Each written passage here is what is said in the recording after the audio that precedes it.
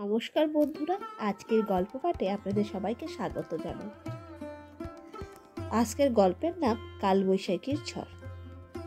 তবে চলুন আজকের গল্প পাঠ শুরু করা যাক।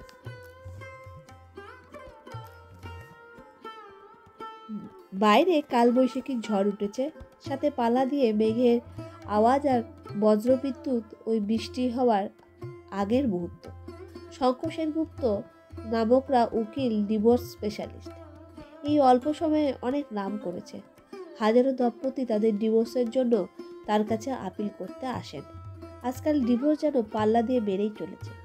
বিয়ের সম্পর্ক বড় ঠুনকো যেন। আজ ওর ছুটি, তাই বিকেলে চা খেতে খেতে খবরের কাগজ পড়ছিল।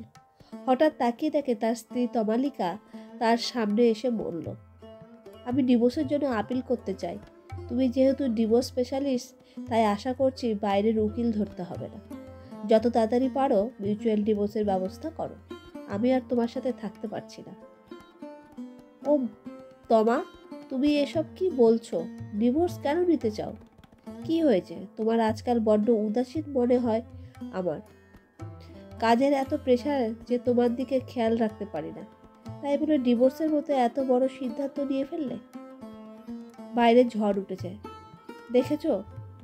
আমার মনেও যেন ঝড় উঠেছে শঙ্খ, তোমাকে হারানোর ভয়। আমার বড্ড একা লাগে যখন দেখি তুমি বেডরুমে অফিসের কাজ নিয়ে ব্যস্ত। একটু সময় কি আমার দেওয়া যায় না শঙ্খ? কতদিন আমরা চা খেতে খেতে গল্প করিনি, কতদিন গঙ্গার ধারে ঘুরতে যাইনি, এমনকি আমাদের দাম্পত্য জীবনে কতদিন হলো তুমি আমায় আদর করোনি। আমি বুঝতে পারছি তুমি আমার উপরে ইন্টারেস্ট হারিয়ে ফেলেছ। এত কম্প্রোমাইজ করে তো আর জীবন চলে না, বলে ঢুকরে কেঁদে ওঠে তমা। সত্যি তো, ওদের মাত্র 2 বছর হলো বিয়ে হয়েছে। এর মধ্যে দাম্পত্য জীবনে ভাটা পড়তে শুরু করেছে। বড্ড ভুল হয়ে গেছে। কাজের প্রেশার নিতে নিতে নিজের প্রিয়তমাকে সময় দিতে ভুলে গেছে শঙ্খ।